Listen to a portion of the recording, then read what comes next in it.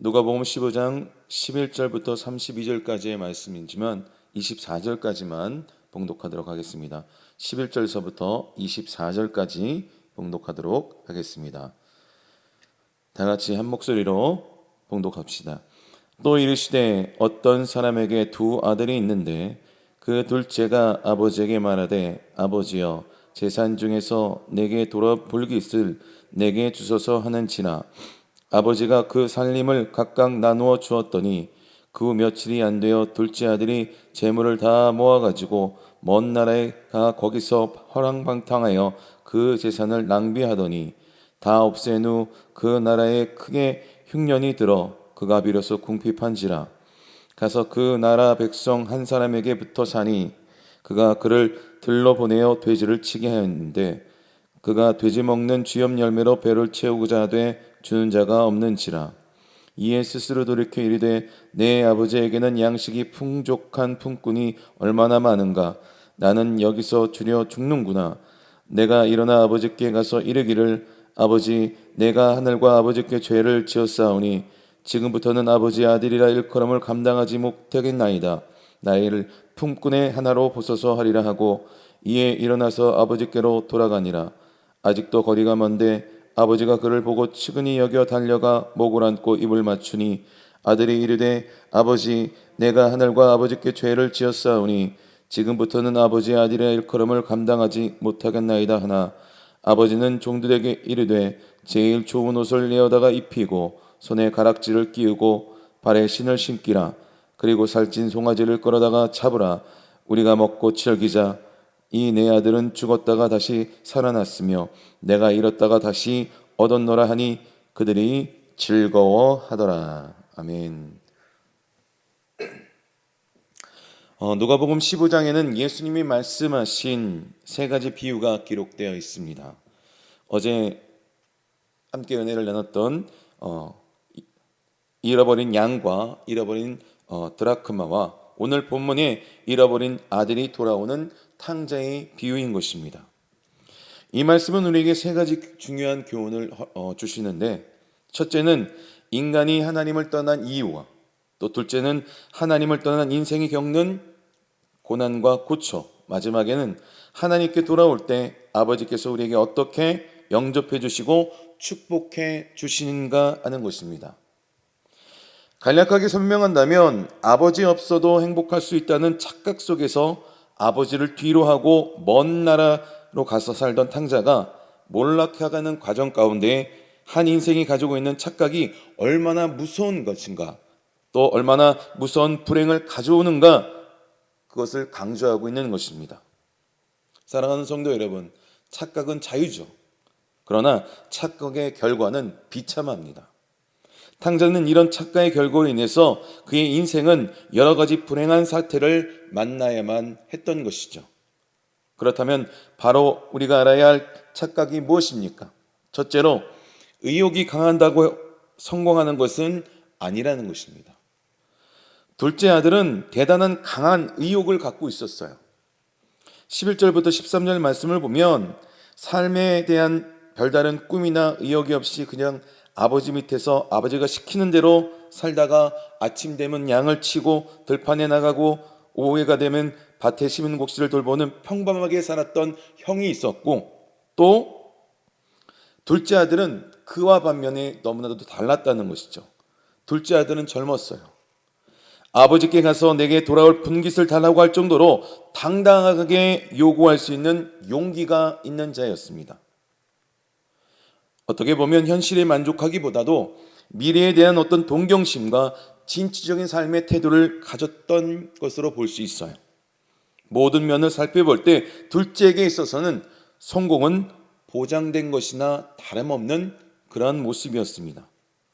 그러나 이처럼 의욕이 강했던 둘째 아들은 이 파멸이라는 쓰다 쓴 잔을 마시게 되죠. 여기서 우리는 남달리 의욕이 강하다고 해서 항상 성공하는 것은 아니라는 것입니다. 의욕이 강하다 해서 행복해지는 것이 아니라 결국에는 어려움을 당하게 될 수밖에 없다는 것을 우리는 배우게 된다는 것이죠. 우리는 세상에서 강한 의욕을 가지고 무엇인가를 시도하다가 도리어 파국을 맞는 사람들을 많이 보게 됩니다. 그렇다고 해서 그 의욕이 나쁘다는 것은 결코 아닙니다. 여러분이 추구하는 인생의 모든 부유함과 가정적인 안정과 행복은 여러분의 능력에 달려만 있다는 것이 결코 아니라는 것이죠. 다시 말해서 강한 의욕만 가지고 시도하는 것은 잘못된 것이다라는 것입니다. 우리는 하나님을 붙들어 살아야 하는 줄 믿습니다. 어떤 나의 어떤 강한 의지나 경험이나 생각만 가지고 사는 것이 아니라 하나님, 절대자이신 하나님을 의지하며 그분을 우리가 섬기며 나아가야 될 줄 믿습니다. 두 번째로 쾌락을 추구한다고 해서 행복해지는 것이 결코 아니라는 것이죠. 13절에 보면 탕자는 먼 나라에 가서 허랑방탕하게 지내면서 재산을 다 허비했어요. 30절에 보면 아버지의 살림을 창녀들과 함께 삼켜버린 아들이라 라고 표현하고 있습니다. 하지만 여기서는 이성을 잃고 어떤 한 일에만 열중하다가 모든 인생을 낭비하고 탕진할 때 쓰는 단어인 것이죠. 하나님은 우리가 가난하게 사는 것을 원치 않으세요. 하나님은 믿지 않는 자들보다 믿는 자들, 하나님의 자녀들이 잘 되기를 원하십니다. 하나님은 믿는 이가 경제적인 여유가 있어서 하나님을 위해서 살면서 가난한 사람을 돕고 풍성하게 사는 것을 원하시죠. 하지만 현대인은 돈을 왜 봅니까? 인생을 즐기기 위해서, 쾌락 속에 살기 위해서 돈을 번다는 것이죠. 이것은 잘못된 것입니다. 이 시대는 성령 충만하지 않고는 술에 취해서 방탕해질 수밖에 없다라는 것이죠. 성령의 충만함을 받아서 성령이 함께 사셔야 이 세상의 죄악을 우리가 범하지 않고 살아갈 수 있다라는 것입니다. 이 탕자가 허랑방탕한 것은 그가 술에 찌들어 있었다는 거예요. 그것을 암시하고 있습니다. 탕자는 술에 취해 있었어요. 쾌락에 취해 있었습니다.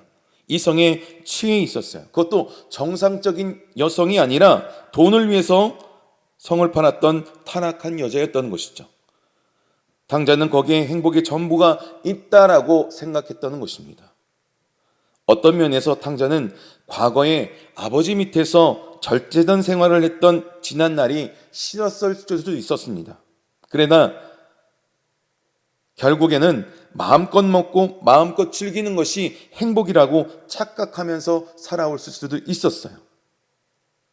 결국엔 그 쾌락이 그를 파멸의 이르게 됐다라는 것입니다. 잠언 12장 11절에 보면 말씀합니다. 자기의 토지를 경작하는 자는 먹을 것이 많거니와 방탕한 것을 따르는 자는 지혜가 없느니라. 사실 탕자의 즐거움은 지속적이지 못했어요. 일순간이었습니다.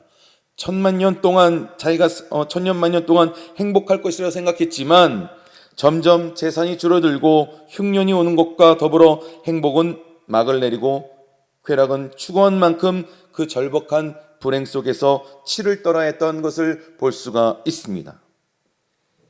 쾌락의 끝은 파멸이 기다리고 있는 것입니다. 그렇다면 파멸을 맛보지 않으려면 쾌락을 멀리해야 하는 것입니다. 그런데 현대인은 그렇지 않습니다. 누구나 다 알고 있는 현실이지만, 알고 있는 그런 이야기지만 그렇게 살지 않고 있다는 것이죠. 그러므로 우리가 그리스도인으로서 하나님을 믿는 저와 여러분들은 세상에 대해서 노라고 할 줄 알아야 한다는 것입니다. 예수 믿는 것, 하나님의 자녀로 살아가는 것, 그 한 가지만이라도 행복한 줄 알고 살아가야 한다는 것이죠. 세 번째로, 다 잃었다고 해서 인생의 끝을 만나는 것은 결코 아니라는 것입니다. 14절에 보면 탕자는 다 없어진 후에 흉년마저 겹쳐서 비로소 궁핍했어요. 가지고 있는 걸 다 썼습니다. 완전히 망해버렸어요. 돈도 젊음도 시간도 삶에 대한 의욕도 용기도 자신감도 자기를 따르는 그러한 사랑하는 사람들도 다 잃어버렸습니다. 도와주는 사람 하나도 없었어요. 결국 들판으로 가서 돼지를 치는 사람이 되어서 쥐염 열매를 먹으면서 그날을 살아가게 되었습니다. 탕자는 다 얻으려고 했다가 다 잃어버린 것입니다. 인생의 종점에 처한 것이에요. 사람들은 이쯤 되면 자살을 생각합니다. 다 잃어버리고 나면 사람들은 다 끝이다 이렇게 생각하지만 하나님은 그 순간 역사하시는 것을 기억하시길 바랍니다. 자신감도 물질도 건강도 다 잃었어도 하나님만 만나면 그것이 바로 새 출발이요 새 기회임을 기억하시기를 주님의 이름으로 축원드립니다. 물론 다 잃어버리고 하나님을 만나면 안 되겠죠. 그렇지만 다 잃어버렸다고 해서 더 이상 잃을 것이 없다 할지라도 하나님을 만나게 되면 우리 삶에 기회가 있음을 주님의 이름으로 축원드립니다. 위기는 곧 기회다라는 이야기가 있죠. 지금 많은 어려움을 겪고 있고 힘든 시기를 겪고 있지만 어떻게 보면 그 위기가 여러분 삶의 기회가 됨을 기억하시기를 주님의 이름으로 축원드립니다. 어쩌면 하나님이 우리에게 이런 위기를 주신 것은 우리의 삶에 있어서 또한 우리의 믿음의 생활에서 우리의 어떠한 버려야 할 것들 또 우리가 멀리해야 될 것들을 깨닫게 하시기 위해서 우리에게 위기를 허락하셨을 수도 있다는 것을 기억하시기 바랍니다. 모든 것은 하나님의 역사 가운데 있어요. 하나님은 우리에게 좋은 것을 주시길 원하십니다. 우리가 주님 앞에 믿음 안에 있을 때 하나님은 우리에게 성장할 수 있는 좋은 것도 주시지만 우리의 삶에 있어서 버려야 할 것들 또 우리 삶 가운데에 멀리해야 될 것들 때문에 고통을 줄 때가 있다는 것입니다. 하지만 궁극적으로 하나님은 고통을 주시든 위기를 주시든 좋은 것을 주시든 은혜를 주시든 다 우리에게 유익한 것을 주심을 믿으시기를 주님의 이름으로 축원합니다. 탕자는 쥐염 열매를 씹다가 자기를 찾아온 하나님을 만나게 됩니다. 그러자 생각이 변화됐어요. 내 아버지 집에는 양식이 풍족한 품꾼이 얼마나 많은가. 아버지의 영상이 자기를 찾아와서 생각을 점령하니까 생각이 바뀌게 되었어요. 비로소 탕자는 다 잃어버린 후에 하나님을 얻게 된 것입니다. 생각이 변했어요. 말이 변했습니다. 생활이 변했어요. 아버지 집에 찾아가다 보니 자기는 하나도 없는데 아버지 집에는 다 있었다는 거예요.